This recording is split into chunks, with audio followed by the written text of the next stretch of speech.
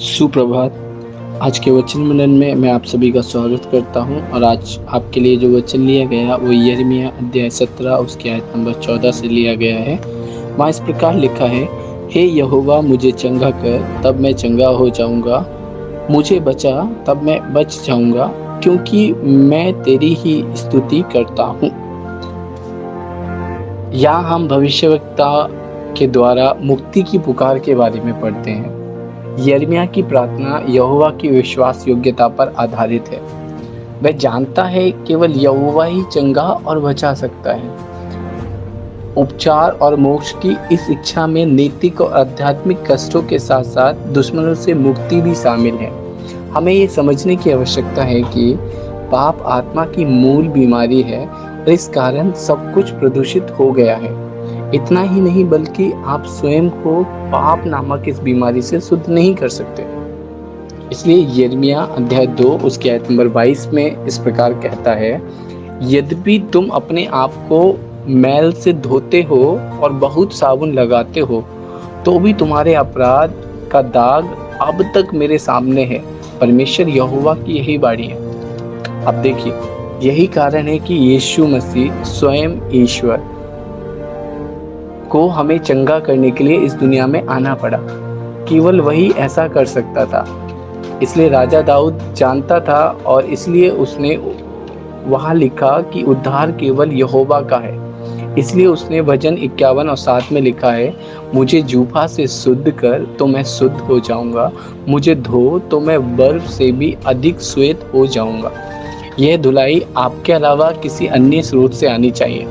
मेरे कहने का अर्थ है कि मनुष्य के उद्धार के लिए मनुष्य के अलावा या फिर मेरे अलावा, यहाँ आप अपने आप को भी ले सकते हैं, आपके पर्सनल व्यक्तिगत जीवन के अलावा, क्योंकि हमें उद्धार देने के लिए हम खुद को उद्धार नहीं दे सकते, किसी और की आवश्यकता है। तो वहाँ पर ये उद्धार का स्रोत कहीं और से आना चाहिए और वचन के अनुसार ये एकमात्र स्रोत स्वयं परमेश्वर है। केवल परमेश्वर ही हमें धोकर शुद्ध कर सकता है और हमारे पापों को दूर कर सकता है। तो यह शुद्धिकरण यीशु के रक्त के माध्यम से आया। पहला पत्रस अध्याय 2 उसका 24 कहता है, वह आप ही हमारे पापों को अपनी देह पर लिए हुए क्रूस पे चढ़ गया कि हम पाप के लिए मरे और धर्म के लिए जीवित रहें। उसके घावों से तुम चंगे हो गए हो। सोचिए, हम कितने महिमा में परमेश्वर की आराधना करते हैं। यीशु मसीह जो सारी स्तुति के योग्य है, सारी महिमा के योग्य है। जब आप ये शब्द कहते हैं, हे परमेश्वर मुझे ठीक करो और मैं ठीक हो जाऊंगा, सबसे पहले और सबसे महत्वपूर्ण है आत्मा में पाप का उपचार। इस उपचार के बिना अन्य सभी उपचारों का कोई महत्व नहीं है। यह अस्थायी है और आपका अंतिम उद्धार खो गया है। जब आप मेमने यानी यीशु मसीह के लहू से धोए गए हैं, तब आपने सच्चा उपचार प्राप्त किया है, जिससे अनंत जीवन प्राप्त होता है। कई बार हम आध्यात्मिक उपचार के बजाय शारीरिक उपचार की चाहत रखते हैं, यानी आत्मिक पे इतना जोर नहीं देते, लेकिन शारीरिक चीजों में बहुत जोर देते हैं, बल देते हैं उसमें। परंतु प्रकृति में सब कुछ अस्थायी है। प्रकृति अस्थायी है और सब कुछ खत्म हो जाएगा। वचन बताता है, ईंट पे ईंट भी ना रहेगी जो ढाई ना जाएगी। जबकि आध्यात्मिक क्षेत्र में यानी आत्मिक क्षेत्र में सब कुछ शाश्वत अर्थात अनंत है। दूसरा कुरिन्थियों अध्याय 4 उसकी 18 आयत कहता है, जैसा कि हम देखी हुई वस्तुओं पर नहीं परंतु अनदेखी वस्तुओं पर दृष्टि करते हैं, क्योंकि जो वस्तुएं देखी जाती हैं वे क्षणभंगुर हैं, परंतु जो वस्तुएं अनदेखी हैं वे अनंत हैं। यह परमेश्वर की उस उपचार और बचाने वाली कृपा के कारण है कि हमें यहोवा की सभी अच्छाइयों के लिए स्तुति करनी चाहिए, जैसे कि यिर्मयाह अध्याय 17 उसकी आयत 14 में कहा गया है, क्योंकि तू ही मेरी स्तुति के योग्य है। वह हमारी स्तुति है क्योंकि उसने हमारी आत्माओं को चंगा किया। वह हमारी स्तुति है क्योंकि उसने हमारा उद्धार किया। वह हमारी प्रशंसा है क्योंकि वह हमें शारीरिक उपचार और पुनर्स्थापना प्रदान कर सकता है।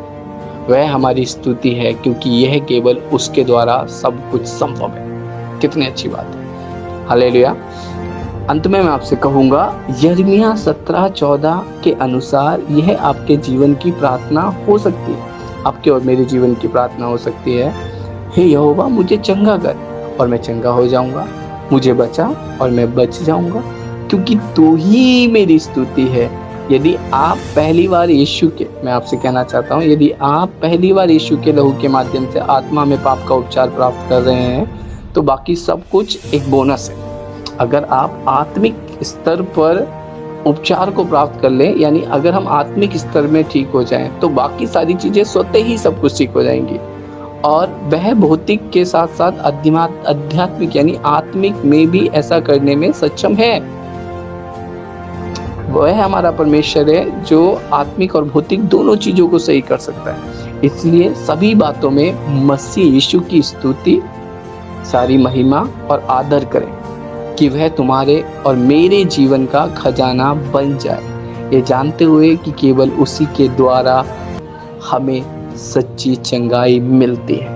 हमें यह स्वीकार करना है कि यीशु मसीह के द्वारा ही हमें सच्ची चंगाई मिल सकती है।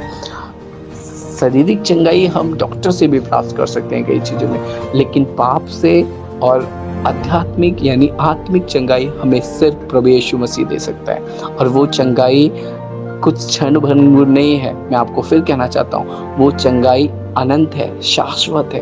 उस चंगाई के लिए हमें यीशु मसीह पर विश्वास करते रहना है और उसी के हाथों में अपने आप को देना है और कहना है आज के वचन के अनुसार, हे यहोवा यदि तू मुझे चंगा करेगा तो मैं चंगा हो जाऊंगा, तू मुझे बचाएगा तो मैं बच जाऊंगा। आज का यह वचन आप लोगों के लिए आशीषित हो। आइए हम प्रार्थना करेंगे। प्रभु धन्यवाद करता हूँ आज के इस वचन के लिए। प्रभु हम फिर से प्रार्थना करते हैं, प्रभु आप अगर हमें चंगा करेंगे तो हम चंगे हो जाएंगे, आप अगर हमें बचाते हैं तो हम बच जाएंगे। हाँ प्रभु तू मुझे बचा, तू मुझे चंगा कर पिता। प्रभु हर एक को मैं तेरे हाथों में देता हूँ, हर एक के जीवन में प्रभु आपकी महिमा हो पिता। प्रभु मैं आपके हाथों में देता हूँ। आज का ये वचन हमारी जीवन में आपकी महिमा का कारण ठहरे पिता। प्रभु सभी को आपके हाथों में देते हैं, प्रभु यीशु मसीह के नाम से मांगते हैं, आमीन। सभी को जय मसीह की। प्रभु आज के इस वचन के द्वारा आपको आशीष दे। आज का दिन आशीष में रहे, आमीन।